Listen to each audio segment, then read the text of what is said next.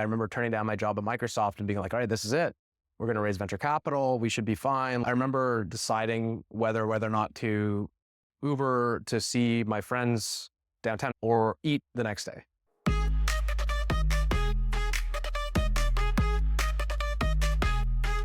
I want to give you some bad advice. You heard it right. Bad advice. Hello, welcome to Bad Advice, where we give bad advice to founders. These are stories of crazy founders doing crazy things in their startups, things that most people don't talk about, but you should consider anyways. Today, I have Faiz with me, who's a second-time founder. Other than startups, he's also built nonprofits, Software for Love. Yep. He's been a software developer at Microsoft, Dakor, and Phoenix. So I'm super happy to have you here. He's going to talk about being in debt as a founder for some years and heartbreaks and hardships of being an entrepreneur. Thank you for being here. Maybe a quick intro about yourself and Laminar, your company. Yeah, totally. Yeah, it's going to be interesting to get into like the brutalization of the last few years.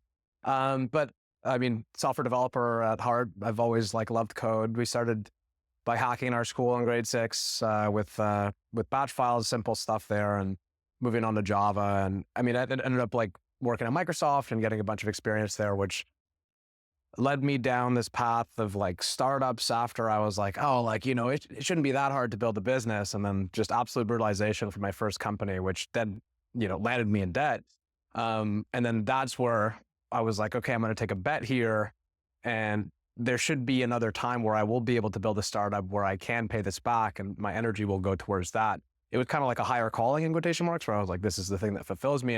And back on like what Laminar does. So Laminar is like a low code integration builder for solutions teams. Kind of stumbled into that basically doing platform engineering work at Dakor and also doing integrations like all over the place, like at like the different like companies. I was also part-time working at another startup called Typecast as their founding engineer. So it's been kind of all over the place. I would say like, you know, my post Microsoft days were quite brutal. But maybe now there's a little bit more breathing room, and that's why I'm here recording this podcast with you. But yeah. Awesome. Yeah. Can you tell me about that? So you mentioned you got in debt in your first company that you Yep. started, and then you still decided to start a second one while in debt. Yeah. Tell me how did that happen? Why did you make that decision, even though it's probably not great financial advice? Don't listen to this. I would not. This is listen bad to advice. Would not do this again. Would not take, you know, credit card debt out and enjoy that for multiple years. You know, it's fun though. Like you start to like find creative ways to use cash and have more cash in your account. I remember texting my roommate. I'm like, hey buddy, I'm going to e-transfer you like this much money. Can you pay my rent? Because I don't want to like incur. Anyways, so it started off actually with me being incredibly rich while working as a 19-year-old at Microsoft. It was COVID, and I had done my first internship in Redmond. We were getting ready to go to Microsoft, and we got a message from them that said, hey, look, we're going to, you know, have the internships happen, you know, where you are geographically, but the, you know, salary that you're offered will be translated to whatever currency you are. You're currently in.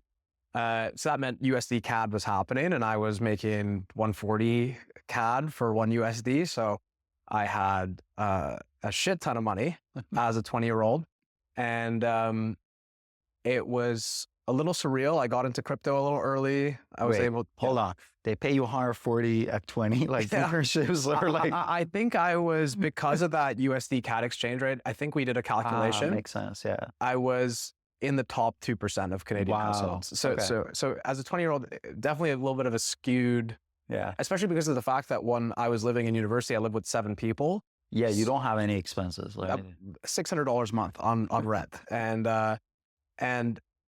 that kind of like set the precedent was like, okay, like I'm going to, you know, after school do Microsoft, I'll move there, be a full-time software engineer. and you were doing some crypto, you said? Yeah, well, I started to invest. So obviously, like, you know, there's like the weird pattern of like, okay, like I'll put most of my money went into mutual funds. And then I was like, let me buy some stocks. Let me see if I can outperform the S&P 500, which I couldn't. What I did with the crypto, technically, I got into Ethereum 140 USD. Wow. Okay. And it wasn't like I knew what I was doing. I opened up Brave browser and I saw it was like, oh, this is like a wallet thing. I'm like, I've been hearing about this crypto thing for a while. My cousin mined Bitcoin way back in like 2014. And I remember he burnt his CPU because of that. So I was like, let me put money in this and let's see what happens. And lo and behold, I was able to pay for like multiple semesters of my, rest of my schooling. And I mean, basically, yeah. So I was quite set up. I was ready to like, go into my life of being very rich as a software engineer and enjoy myself. And I don't know, buy a Mazda Miata is what my boss offered. I'm not sure if I'd buy that car now, or if I could afford it. But started off there. And after COVID, I think I got a little disillusioned with like working at big tech.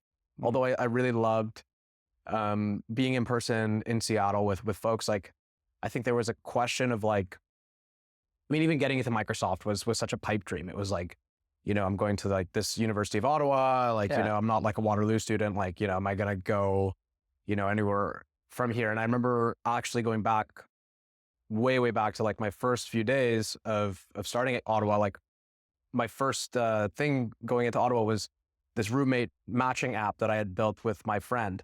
And we were like, this is our fucking idea. We're going to make fucking so much money. There's going to be a launch party and shit. And I remember going with a suit to this guy's office and presenting that idea. So there'd always been like some build in me, but like it just never came through. And I hit Microsoft. And at that point, it had been like quite a peak for me because I was like, whoa, like the recruiter reached out to me on LinkedIn. I got flown out. And so it seemed like, as a software engineer, I'd hit something that like was like almost dreamed about. But then that's when it was like disenchanting a little bit because I just started to feel a little distant. There's almost a point in COVID where I was like, I don't want to be a software engineer anymore. I want to go into music. I had like 2 songs that were signed. I was like, wow, like let's see what that happens. I gotta listen to those. No, you don't even. Yeah. I've deleted everything, but that's when I was like, okay, I like CS a lot. I like computer science. And so I remember, I don't know who planted the idea in my head, but they were like, oh, like, why don't you go do your master's in like computer science? And I started to look at that and I was like, oh, like, I really like this like theoretical computer science sort of thing. Like, I really like discrete math. So initially the plan was, all right, I'm going to do Microsoft for now, going to defer my offer, going to go spend a year, try to do it in Zurich, do, my master's in theoretical computer science, and maybe academia is for me. And at that point, basically my co-founder or then to be co-founder had just kind of pinged me and he was like, hey, like I'm doing this program called Next Canada. I'm looking for co-founders. Like, do you want to join me as like CTO? And I'm like, what's the company? And he had been building on the side. So for context, he was a software engineer as well, but more product design side. And he was at Facebook. He had, been building this like interior decor thing on the side. Yeah. And I ended up joining him. And I was like, how hard could this be? And that's kind of what started our first startup. And that's when my brain flipped on its head. And it was really like the amount of growth that I'm getting from doing startups is just something that I haven't felt in years, especially in contrast to university. And so there was almost this kind of like addiction to like, oh, like I really like love this lifestyle, but that kind of comes with its like weird, like standards or like the way that people describe like how you should be doing startups, which is like almost like entirely broke and poor and, eating ramen in quotation marks. And so in that year, we went from being like these cocky, software students to being like, okay, like let's actually try to find value to like bring to customers. And initially we had this like AI for interior decor, which was before the AI age. No one fucking wanted to pay for that. No one wanted to fund that. It was dumb. And we were like, people were like, how are you going to acquire customers? I remember that being the first question. And I was like, oh, it's trivial. They'll just use our app. I was the CTO of that. And then we ended up finding interior decor, like we started offering interior decoration to people as like a service. And then I remember emailing our advisors being like, oh my God, we had our first interior decoration thing. We got $140. We can scale the business now. We need venture capital.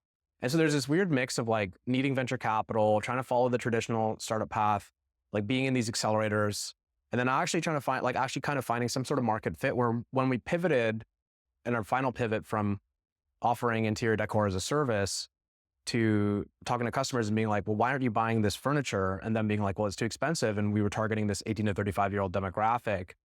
And then being like, what if we change the unit, like, the economics of it? Like, what if you were able to rent it? That's when we hit like market fit, and we were like, whoa, like I wouldn't, it was definitely quite a deal for the customers. But, at that point we were in our last semester of school getting ready. I remember turning down my job at Microsoft and being like, all right, this is it. We're going to raise venture capital. We should be fine. Like, I'm just going to take this pay cut for now. Most of my cash had gone into, my semesters, and my unfortunate crypto had been liquidated. Also due to bad spending habits that I learned from being at Microsoft. So basically setting myself up for like doom, almost like going into this like first, in quotation marks, semester after school. So that's really where I started to like be like, okay, like, I can use not cash, I can use like, credit or whatever else to finance me. So I know there's a long monologue, but that's kind of my story up until the beginning of debt. So then you got it. You started this company with your friend, and essentially you were in these bad habits of spending, Yeah. which led to you going into debt. Yeah. And I would say the bad habits were bad. And it was also weird because when the model of the internships is like, you'll make a fuck ton of money in that summer, and then you'll spend it all through the year. Through the year, yeah. And I had almost had that happen that summer, except instead of saving the cash, so the year that COVID happened, it was the summer after that we started our company. So instead of taking that cash and saving it, I was taking that money and putting it into our furniture company. Yeah. And there was a lot of fixed costs. There was a lot of like logistics, a lot of U-Haul. I remember spending $600 on a U-Haul, like, just transporting stuff. I mean, there were costs that we definitely could have like not done, but we were kind of also at that point, like, shit, like, these customers need these things. Like, we'll offset this. So there was no other way essentially to do it. Like, yeah, the business needed cash and you put your own money for it. Yeah. Okay. And it was like, we were basically like, we were fine at the beginning, but it started to get to the point, and especially because of the fact that like, we were like, we should be able to raise venture capital. Mm-hmm.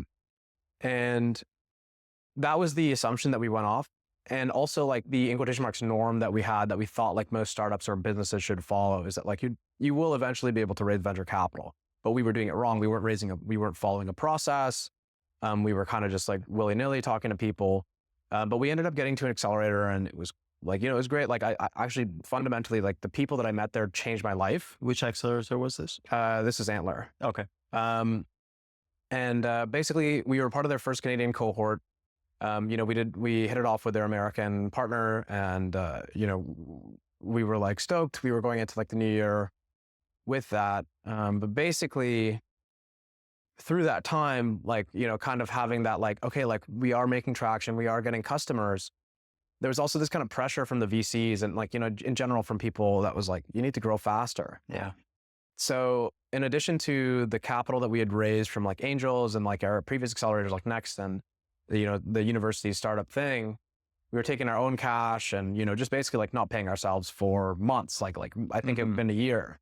And at a certain point, I remember deciding whether or not to Uber to see my friends downtown who I hadn't seen in months, or eat the next day. Wow. I mean, and it was weird because I was, so at the top, so totally fine. And then there's this like stark contrast to like, holy shit. But there was something weird about that. How fast did that happen? Like, I would say that happened within like maybe 7 months. Wow. Okay. That's quick. Again, I think the good thing was about my co-founder and I at the time, like we were good with like having conviction in ourselves. And although it was like filled with naivete, I don't think you can ever like out naivete your way out of like building a startup. Like you have to be naive. Yeah. So I wouldn't do anything different. But yeah, it was definitely difficult. I mean, there was a lot of fundamental lessons that I hadn't learned at that time. And there's a lot of like habits that I had, like, just being a university student, like leaving that and building my first startup and, just like going out or like, like spending money on like things that I didn't need to. I also had like my first dog around that time. So it was like, she had like vet bills. And so basically just like a bunch of costs that were like there. And I remember we made it to the end of the program, and unfortunately just like didn't make sense for them, like the business. What was the main issue in that business? I think for the most part, it was like the unit economics. Mm-hmm. Like we were renting furniture to people, and it was a great deal for the customers, but it meant that like we had to buy a bunch of inventory. The logistics were very like expensive. You almost only hit like good margins at like economies of scale, Mm-hmm. and then also it was post-zero. Like zero interest rate policy was just about to end. Oh. So the economy, I think in 2022 was not looking great in general. I guess it was looking just a little bit great because like there was an NFT boom and that was the last bit of it. But so economically that was the case. And then yeah, basically, so because of the fact that we didn't take any debt out for the business, it was mostly on ourselves. A lot of the cash that we had raised was going towards that like first employee and then contractors and then also the furniture that we were selling to people or renting to people. So our burn rate was just incredibly fast, but there was this kind of like side pressure of like, we need to grow incredibly fast if we want to like, get to our next fundraising milestone. So we kind of were just like, all right, we have to like sustain this. That's the only way that we'll prove this out. But I think in that time also there was like a good lesson about like venture capitalists there, where I remember being asked to turn that company into a B2B SaaS. And I was like, what the fuck? What? Yeah. But again, like it goes like there's a bunch of lessons to learn about like the proper venture capitalists to raise from and wasting your time in general with venture capitalists, because for the most part they're not value adds, especially at the early stage. So that was a lesson that like helped me with Laminar now. But yeah, just a bunch of brutal lessons there. And then I remember at that point the business died, and then we were like, all right, but we're still moving to Toronto, because at the point I'd been in Ottawa for 5.5 years. And I was like, okay, moving to Toronto. And that's when I joined Dakota. Okay. So how do you go from, okay, now you got Dakota, you got a nice job, you're paying off your debt, I assume, and to like, okay, let's do this again. It was weird. So Dakota taught me a lot. Like I was there, I'm still good friends with the founders. I was just quite junior. And so I learned a lot from their engineers, and I did a lot of integration work there. I did a lot of like code refactoring. But at the same time, I had met these two guys from Antler, who were building another company called Typecast.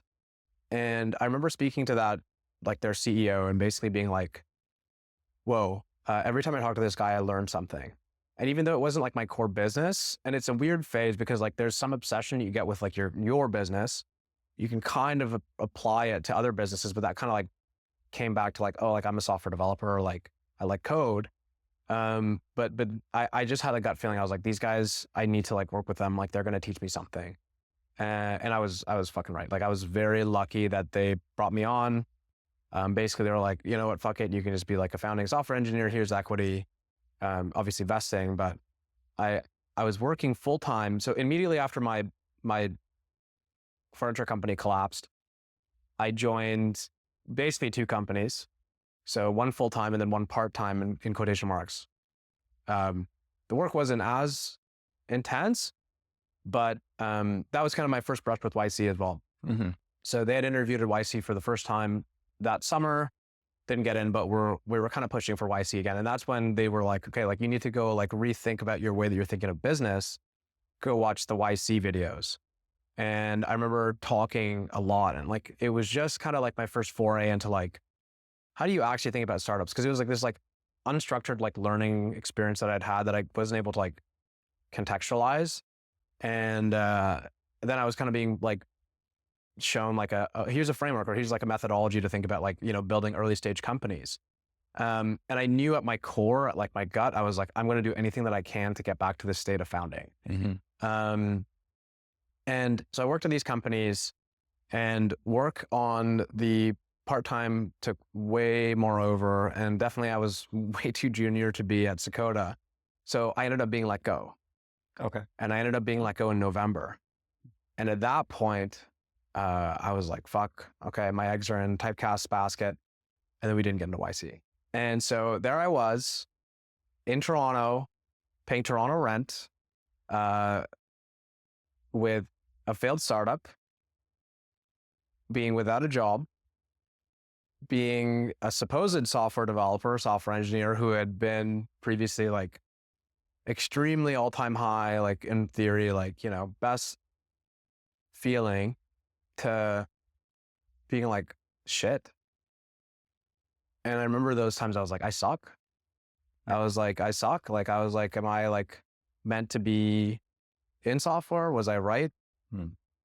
Those are dark times. You're kind of like from startup world and also from software development where you kind of rejected from both. Exactly. And it was such a contrast. And I think that period of my life was turbulent too, because I was moving away from friends, from university. So it was tough, but I had my mom in my corner, my mom and my family. And my family, my grandfather was the reason, like, I think one of the core reasons I started doing startups was my grandfather was, I remember walking around his office when I was younger in Pakistan and being like, whoa, like, this is really cool. And so my family was like, you know, it's okay. And I visit them normally every year.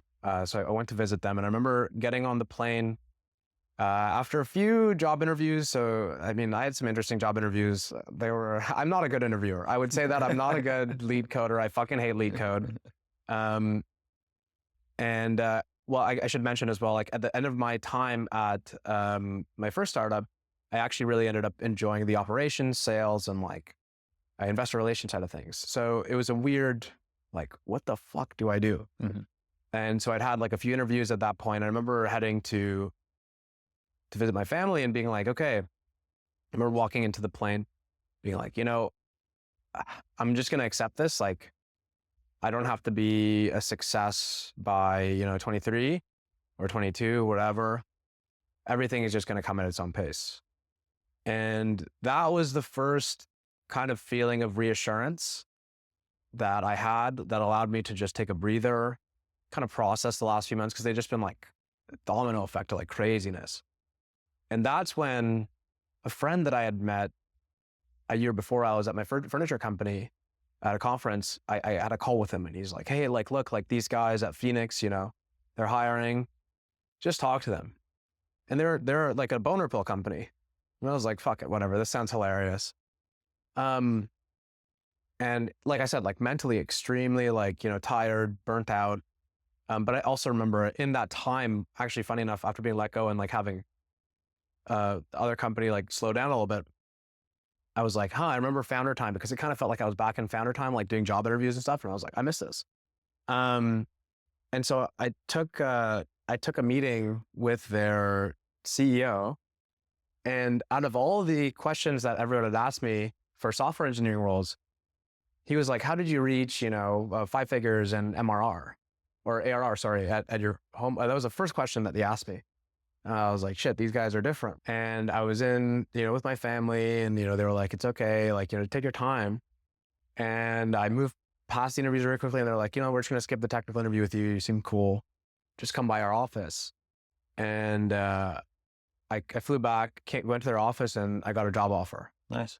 And that's when I joined them as like a full stack engineer. And I was, I think, employee number 6 or 7 or 8, but engineer number 3. So yeah, that's, I would say, the inflection point. That's when things started to get better again. Got it. So tell me about being in debt, about the things other founders may not notice. Like, did anything like surprise you about, you know, I assume like, you know, getting any loans or, you know, whatever is out of the question or. Yeah, I remember, so being in debt sucks because it's a different type of stressor that almost doesn't allow you to breathe sometimes. And there are points where like you're like very screwed. And I'm lucky, like my mom was like, what the fuck are you doing? But like, okay, like here you go. And it was weird, like, you know, I'm like financially independent to like being like, mom, like, hey, you know, like I need cash. Like, yeah, it was weird. Like it was not fun. Yeah, I remember like looking for places in Toronto, and they're like, I'm like, my fucking, you know, I'm screwed. Like there's no way they're going to look at my profile and let me in. And funny enough, so the building that I'm living in right now, we actually worked with them while I was at my furniture company. So we furnished some of their units. So I called them and I was like, look, guys, you know me, I need a place. Can you please like give me a 2-bedroom? And they're like, fuck it, we know you. Network. Like, yeah, here you go. So I got a place, but yeah, it was weird because you'd pay it. And then I don't know, like, again, like most of my cash, like my thing was like, if I really, really need to, like I can go back to big tech and like the signing bonus will cover me. Like I'll be fine. Yeah. And that confidence kind of stayed throughout because again, like, you know, like I had my connections luckily, and I'm still very good friends with the people at Microsoft. Like they're such gracious people, and like, you know, I know them very well. So I was like, I should be okay. Like, you know, even if like right now it sucks, I should be okay. And there were tough times where it would like not let me sleep.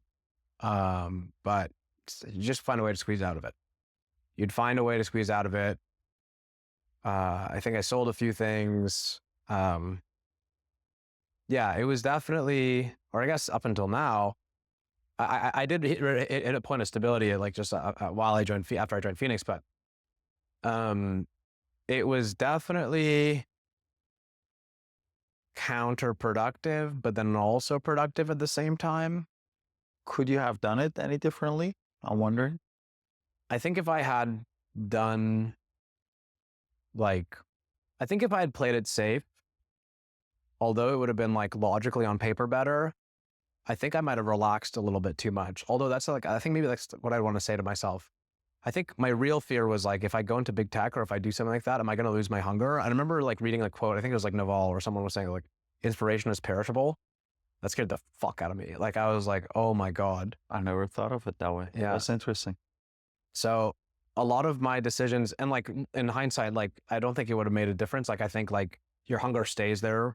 It's just a matter of whether or not you want to like look like an idiot, or and if you have it in you to be the person that like for a long time looks very stupid. It's almost a privilege to like be beaten up, like because it's a test of like yourself. Yeah. You kind of don't want it to be too easy. Although again, that could be me saying it right now, like with my like jaded perspective. Maybe there is an easier path, and I'm just fucking. Yeah. Yeah. No, I'm wondering if there was an easier path, but still doing, you know, going with the same companies and the same ideas. Like, was there, I don't know, like, could you have gotten VC somehow, or was there a mistake, like a big mistake you made along the way that led to that, or that is the path if you wanted to take your startups to where they were? I don't think you should follow my path. Like if you can, like, don't do it. Just be like disciplined with your cash. Like you can get to like low cash, or it's still as painful. I think for me, it really made it so I had to bet on myself. Mm-hmm. Like it was almost like the only reason I'm living in such fucking peril was because I know in some irrational way that one day I'll build a startup again. Mm-hmm. And I knew that was going to happen. So it wasn't as bad as if I was just like, you know, working with like a salary cap and like, you know, I didn't think that I'd make it past that. It was more like not fuel to the fire. It just circumstantially made it so that like I had to push through certain times. Yeah. So I'm not, and that's the thing. Like, I don't know how much credit I should even give those events, or if it is actually attributed entirely to those things that like, you know, I was like so irrational about like building my next thing. Mm-hmm. You know, I wonder if I would have taken a job and just like, you know, sat down, like, you know, 1 to 100 is still very hard. Yeah. Yeah. But there was weird obsession with like 0 to 1. So I'm also curious. So you're at Phoenix and then you decide to leave some job and then do it all over again. Yeah. Is it the same path? You throw your money, your own personal money at it, or how does that go? It was pretty similar. Okay. You didn't learn. I didn't learn. I mean, at this point, I mean, honestly, I knew what to expect. And so you're not scared anymore of it. And it was this, again, same naivete that came behind that first one, except it was a little bit like I had maybe like 3 years of scar tissue of like seeing, you know, like working at like multiple startups as like founding engineer, early engineer. And then just again, having that like stupid conviction in the idea where I was like, I called my co-founder and I was like, buddy, I'm going to leave. Like, we're dragging our feet now. It's time for me to go full time. And this time around, the founders at Phoenix, like, were incredibly supportive. Like, they were just like very happy for me. I built my mentor network around me. Like, that was, I'd say the most important thing has been my mentors. And I had just gotten a new mentor. Not that I was like mentor shopping, but like it just happens, people just kind of like are there in times where you need them, weirdly. So the stars in quotation marks didn't align, but it was just a gut feeling. And the gut feeling was like, it's time to do it again.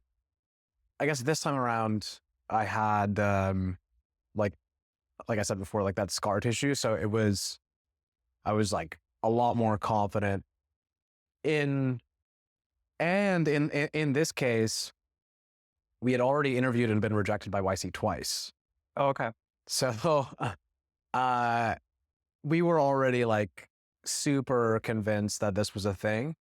And I would say even like that beginning, like those first few, like that, like first startup, like was, and meeting people through that first startup time was big in just being like, if someone rejects or like does not see your vision, it does not imply that like it's not valid. So we were like, all right, let's do it again. But it kind of worked out, everything. Yeah. I know about all the updates about your company, which we're going to talk about. But before that, any other hardships or what's in Laminar? Like, what's the issue in Laminar?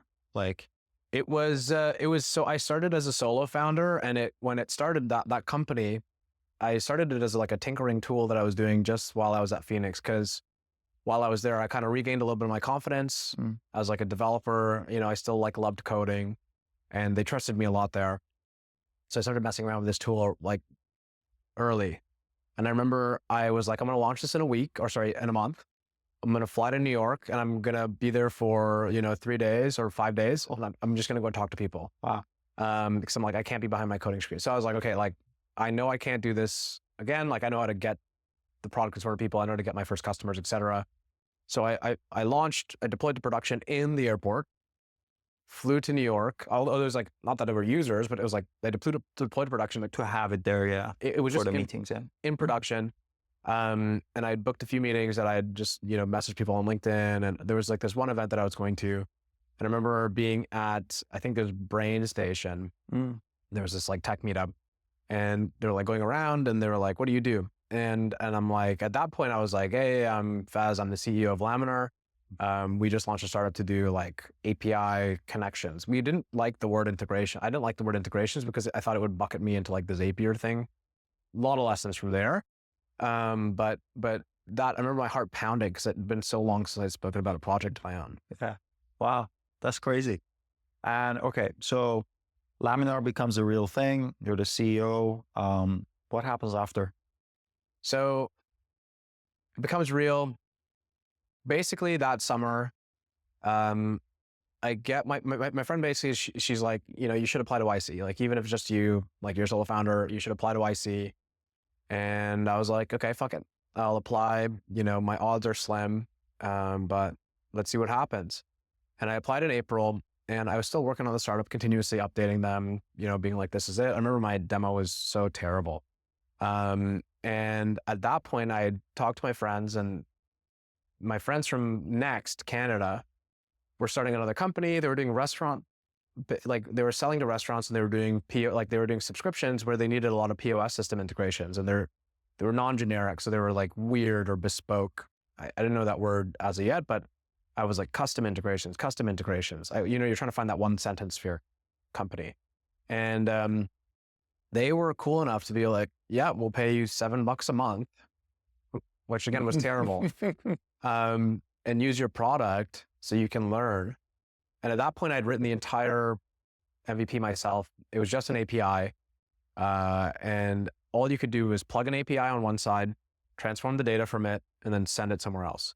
And, but that mechanically like allowed me to learn a lot about how people would implement my software, or like how people would want to consume it. Because I worked directly with their CTO, and they were like, this is fucking awful. They would continuously ask me to do stuff. And I remember that data transformation language I had written myself in JSON. There's no memory in JSON, or like there was no way to assign variables. Very declarative. So like the JSON itself to transform data was bigger than the data. So it was very bad. But at that point, I'd gotten more conviction. The hard part about starting something really like is like forcing yourself to do it and be consistent about it. It was like, I'd go to work, come back, take a cold shower, go to the work. Wow. And, you know, you do that over and over, but there'd be weeks I'd miss it. Or like, you know, I'd do it maybe once. So it was like building consistency was difficult there too. And then I remember on, I think it was May 14, 2023, I get an email. It's like, your application is interesting. We'd like to book you for an interview. Please select a slot. I remember throwing my phone. I was like, holy shit. We were watching The Naked Gun, funny enough, my new roommate. Great movie. And I booked the interview for that Wednesday, May 17th. And I'm like, holy shit. Like, you know,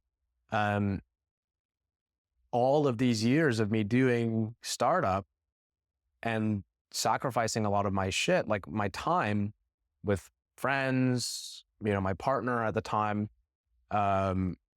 family even, was just about to like pay off. Like I was about to have the stamp behind me. And I remember going on the interview, and I remember that day I got the interview. I ran for the first time after running for 5 years. I ran 20 kilometers. It was just pure adrenaline. You have to burn this off somehow. Yeah, I was like, I'm going to be Paul Graham, blah, blah, blah.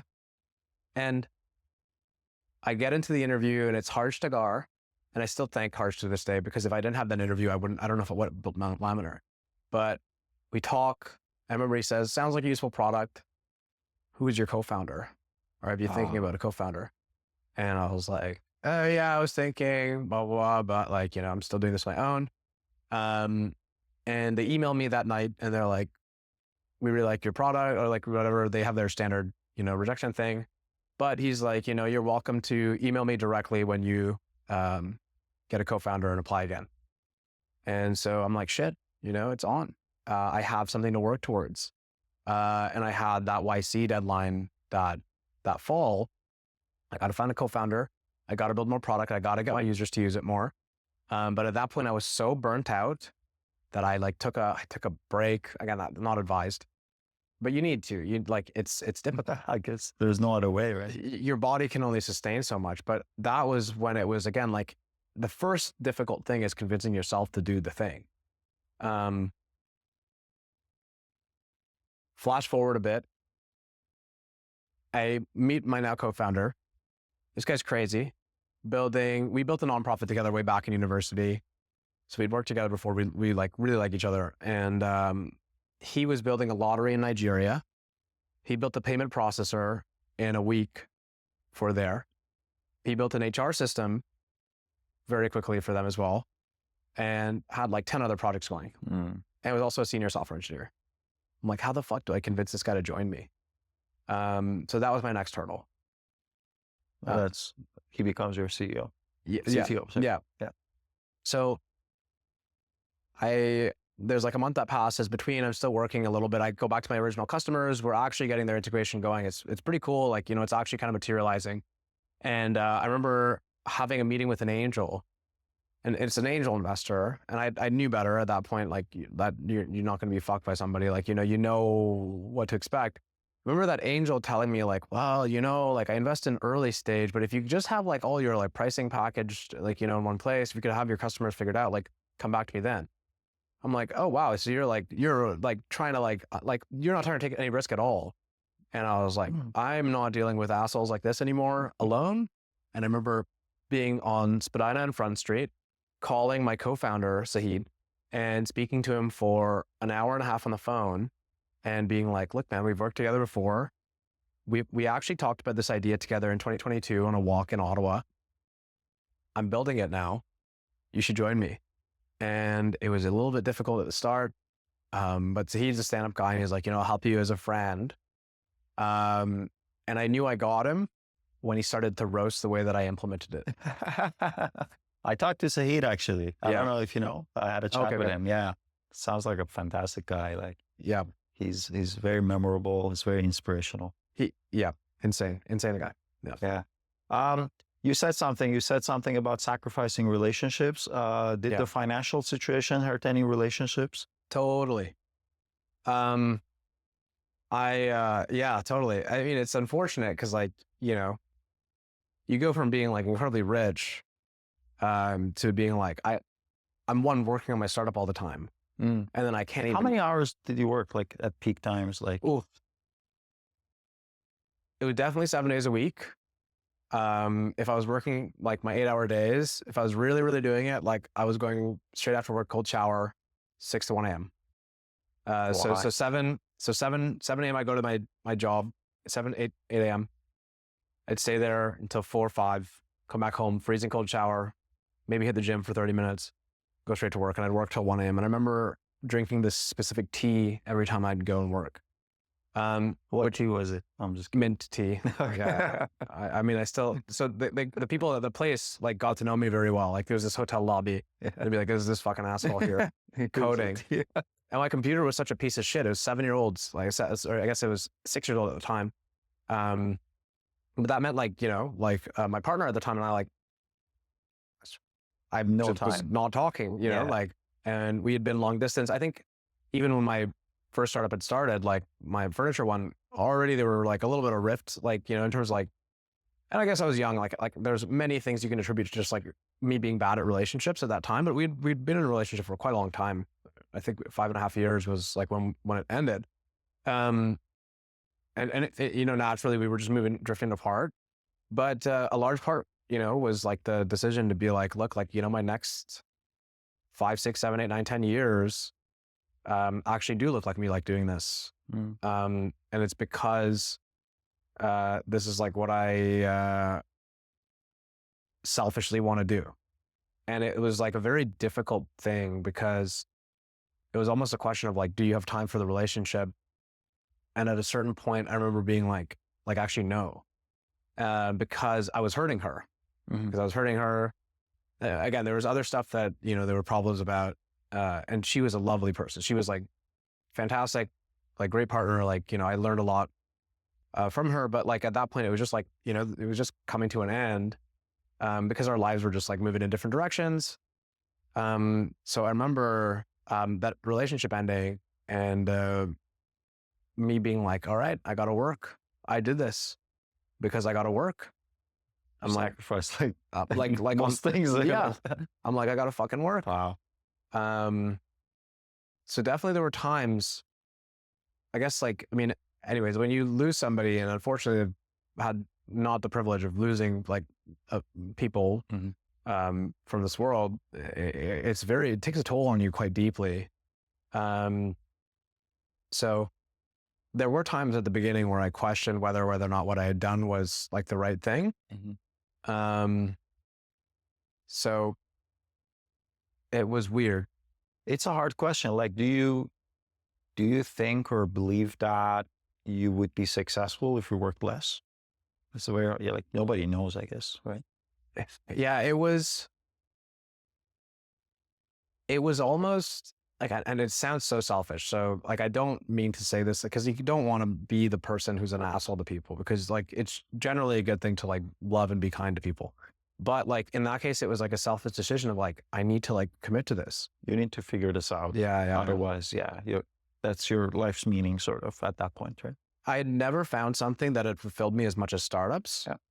And that sounds so corny, but like, it was really truly like quite a test to like, build something and, try to like navigate a bunch of shit. I mean, it comes with its funny like side things where you meet a bunch of people who are like hucksters and like, there's a bunch of fake scene out there. It's hilarious that like people kind of make this their like ego persona, but like you can kind of like humbly just get punched, and it's phenomenal. You grow so much. And part of that like comes into like me thinking about like, my future. I'm like, I want to have a family one day, and I don't want to be at that point. And I thought about that a lot. I don't want to be at that point and kind of look back and be like, what if I didn't do this? Or like, why didn't I take that decision when I could have? So it was dark, but in the same sense, like it helped me learn a lot of things too when I started Laminar, like outside of just the business. Like there were certain things that I learned, like eat good food, sleep well, train. And so MMA kicked in a lot after that relationship ended. I trained a lot of MMA, and that helped me so much. Yeah. Just having like an outlet. So, I mean, anyways, there's non-intuitive learnings that came in, but yeah, it's difficult when you have to sacrifice things like that. but I guess there's really no other way to live authentically to a certain extent. But again, that sounds incredibly selfish. Yeah. And there's this meme about like B2B SaaS, like people pursuing like B2B SaaS is the best thing. Cheers, and I like B2B it. SaaS, I love it. Yeah, I love B2B SaaS. I don't know why. Like, yeah, I guess it's like a professional sport to me. Yeah. So you're competing in this professional thing, and the measure is like MRR or whatever. Like, yeah, it's incredibly difficult. Like it's so hard. Yeah. It's incredibly difficult, and the people that are all swinging are all really cool, like yourself. Oh, thanks. And so you get to like hang out with people. I don't know, like when you have something like special, when you like end the day and you're like, fuck, at 2 a.m., but you're still smiling as you push your last line of code up and you're like, fuck it, I'm going to bed. Your jaw like clenches at night and you're like, oh, fuck this bug. But you wake up and you're like, wow, this is like, I'm excited to like do another day of this. Yeah, 100%, man. I was in this meeting the other day. It was one of our very good customers. They said we had an end of the year meeting where we talked about all the vendors we picked this year and like how we ranked them. And most developers rank notification API first. I was like, oh, cheers. Cheers to notification so API. Good. Like, better use notification API. that feeling is like, I'll make that. Like, just coded that, and some developers around the world are like, this is the best thing. Like, yeah. It's so crazy. Yeah. So that's all the really tough shit, very brutal stuff. Yeah. Let's maybe lead into the more happy stuff. Yeah. How did Laminar has customers, some big customers that I wish I had. You go after enterprise mostly, right? It's Series B, C, D. Okay. So to clarify, we have a pipeline of big customers now, finally, but our early customers are kind of like small to medium sized like companies. Got it. Can you tell me about how did you get your like first 1 or 2 or 3 customers? First one was a friend of mine. Okay. I was just like, hey. Yeah. Second one weirdly surprised us. It was a delivery company, and they were they had non-technical. And that's when like, I mean, I guess like a few days ago, it was like, oh, you understand like what surface your like startup plays in and where your like hump is of like, oh, like this is where I play best. But they were on the spectrum of like having demand for something that solved their problem, but in the same sense were the type of customers who couldn't pay as much, and then also fit the profile of like, okay, like I just literally don't have developers to do this. So initially we had a lot of points of contention with people about like, are you going to have to do services the entire time? And that kind of came into like our second YC interview with me and Zahid, where they were like, no, sounds like you guys are services, horizontal, like. Interesting. Yeah. I've read so much on like enterprise sales Twitter that, a lot of enterprise sales is services. Yeah. It's, or at least that's the path to like learning so much about the software you're going to build and sell.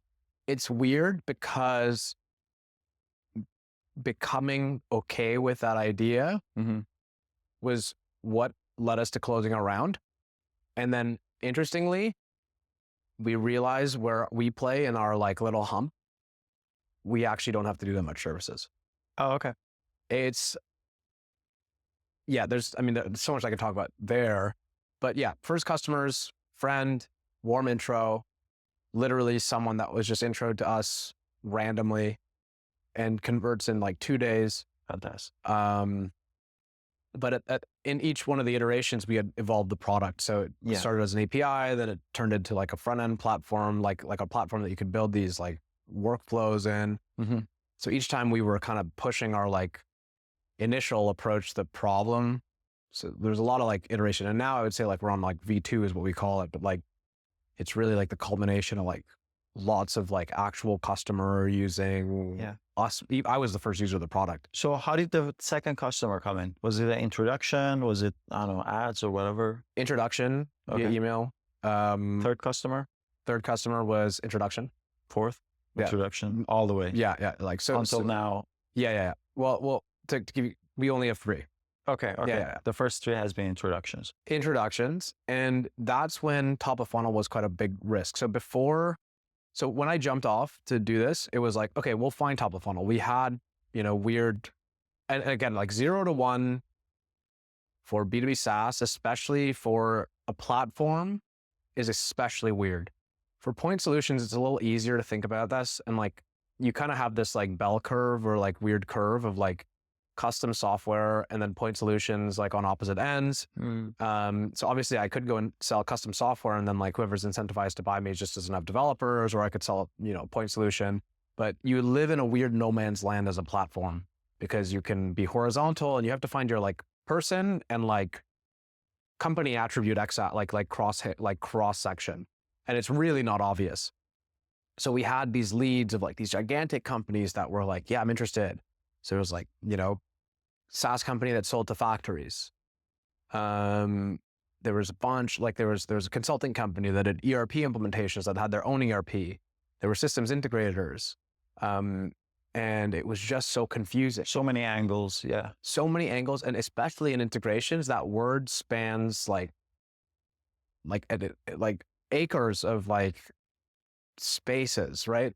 So, it was very weird at the start to figure out where we played. And those initial customers, counterintuitively, they gave us great product. They gave us a better way to understand how to build the product and like how to implement the product in them. They gave us zero insight into who we were selling to. Mm-hmm. It didn't make any sense. Yeah, I kind of feel the same about our first few customers all over the place. Like they're kind of like on opposite ends of the map. Yeah. And you're like, which direction do I go? And yeah. Kind of know how you feel. What's next for Laminar? So we closed our round in October. Congrats. Are you in debt? No, I'm okay. I'm better. I can breathe. I can pay myself a salary. Like, there was a point in September where I was like the worst, but we were okay. We actually nearly faced our company nearly died in September. So after pitching 55 VCs, so I left my job in May, and I was like, we're doing this full time, got pulled in by a VC, and then kind of just got sucked into a fundraise. Never recommend that, by the way. If you're doing a fundraise, you should really, really plan it out. And lucky our mentor, John Edgar, big shout out to John, really helped us plan and coordinate this and helped us close our pre-seed. But there was a full summer of me, being full-time, my CTO being part-time, and me being like either I focus on sales or I close this round, and neither of it was making sense. So another time I was like, oh my God, am I going to fucking fail again? It took the entire summer. I got burnt out from fundraising. The VCs went on holiday, and I remember being like, look, Sahid, I'm going to get a ticket to SAP. I'm going to go there. I'm going to spend a week there. I'm just going to book as many meetings as I can with founders. Maybe let's pivot. Because at that point, we went from platform for building integrations, custom integrations, which is still not what we do now, to platform to modernize mainframes with AI. Yeah. So totally what the VCs wanted to hear, et cetera, et cetera. And I thought that wouldn't happen to me as someone that had pitched VCs before, but I just got maybe deeper in the process. So we've gotten quite close to term sheets, and I was like, if I can just get one, I can reverse the power dynamic. Mm-hmm. But I learned a lot, and it was actually a great process of figuring out and describing the business to myself and Sahid, doing that. But I went to San Francisco. I got an offer, like a good friend of mine had done really, really great job with their startup. They were growing incredibly fast. They were basically like, hey, you want to join the team? So I kind of had I came on the Saturday, on that Wednesday, I had kind of a thought, and I was like, shit, I can position this as an acqui-hire. Funny enough, the guy that I was staying with was actually an intern friend of mine from Microsoft back in 2019 who had turned into a VC. And he said to me, don't be a fucking idiot. Why are you pivoting? You need to lean into the services angle, and just let it be. And now again, interestingly enough, our hump that we play in does not require services, but it was accepting that our business was not perfect. It was accepting that the business had flaws. It's going to have some services. Some disgusting stuff that I remember that Wednesday I was sitting in the museum in downtown Chicago, because not Chicago, San Francisco. because I had no charge, and getting on the call with the company who had generously offered me to join them and saying like, look, I haven't suffered enough. It's too early for me to say like, I'm going to join you guys. Thanks. And then my next call being with one of our first angels is previous CTOs, and him being like, are you stupid, dude? Like, why are you pivoting? And I sat there, and before that I had met a CTO as well who had followed me through my journey through this startup, who's also like, are you stupid? And I sat there and I was like, fuck, am I stupid? And I called Sahid and I'm like, are we stupid? And we were like, we're stupid. And we're like, fuck it. We're going to build this business. We have a hunch about this thing. We don't care about any stupid LLM fine-tuning idea. So it was more about accepting like the shortcomings of the pitch. It's not perfect, you know, and this is it. Just that like the business was going to look like it was going to be pain. Like we were just going to fucking suffer, and we were okay with it again. Like, and would you pitch that to investors? Or was that their question all the time? Like, you got to do services and... Yeah, it was, how are you going to do services? How are you different? You know, and then what became the answer? Funny enough, with my pre-seed, my investors were just like, you're weird. Yeah. Oh, we accept it. You're weird. Cool. Here you go. Yeah. Okay. Which really should be what you're doing when you're raising a pre-seed is team and TAM.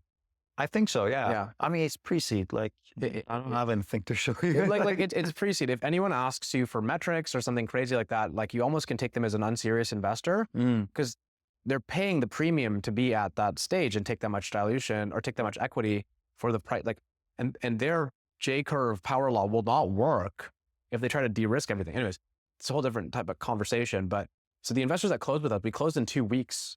Funny enough, after I came back to Toronto and I moved into our first office with our angel cash, and I was like, you know, I'm just going to be here 7 days a week. I'm just going to work.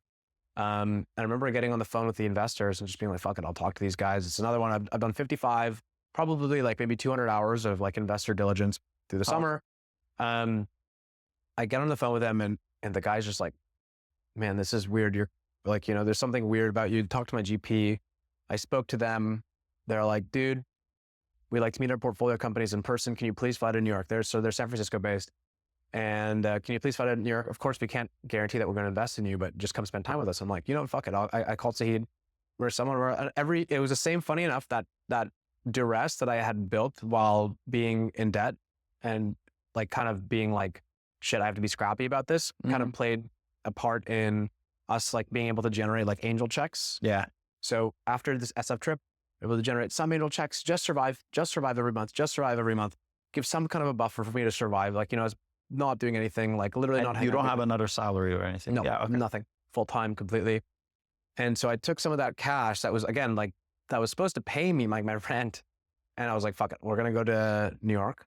And I fly there and I meet them for 3 hours and they're, you know, we just talk and it's just about us, like, you know, who we are. And they're like, you're fucking weird. Let's talk to your references. They talked to the references and the safe was sent. Like it was just done. And that's when it really hit us. We're like, oh shit. The moment we've been waiting for, or at least even I have been waiting for fucking 40 years is here. And it did not feel good. I didn't celebrate. I was fucking stressed. I know, now you got to work actually. Now it's like a different thing. But over time, it's not financial, it's not personal finance stress, I guess, you know. Yeah, over time now it's just about doing the thing that we love and having these tests of like, do you actually really want to do the thing that you do? I would never go back and undo these things because my conviction in this business, I can tell someone to go fuck themselves and have completely like no remorse. Obviously I won't be mean to somebody, but like I can tell someone that and I can be like, I know what I'm building. Yeah. I know that there's something there. And then that's when something clicked. So in the last 2 months after we closed the round, I focused a lot on sales. And I was like, I need help on GTM for 0 to 1. And there's no way to hack it. And I met this guy named Rob Snyder. Big shout out to Rob, who basically has a framework for thinking about 0 to 1 sales. And I won't reveal it here because it's his thing, but it fucking changed our perspective. I booked, I think 80 or 90 customer calls in 3 weeks, 4 weeks, understood the pattern. We already had a product in production. We already had kind of some idea of demand, but we were able to really hone it And that's when we really saw all the dots connect from the entire summer of us doing VC funding and trying to run the business at the same time. Everything connected. The map was clear. And we're like, oh shit. This is the person who's incentivized to use our platform. And it's to the point now where we get on the calls and people will just talk themselves into using the product. Now I'm almost like, okay, we've moved past this idea of like needing to think about whether we're going to get purchase orders. Now we're like, how do we do staffing, et cetera? Yeah. So there's always, the goalpost always moves, but we were able to generate like over like 7 figures in like pipeline in the last few weeks. Dirty pipeline, I would say.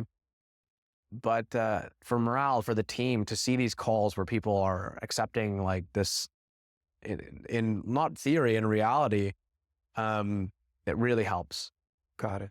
Nice. That's fantastic. Congrats. Thank you.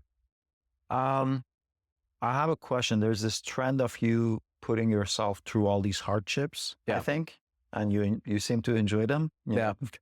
Yeah. Do you think that is rooted in something that somebody taught you or something you read or how you grew up? It goes back to my mom. Yeah. My mom is a single mom.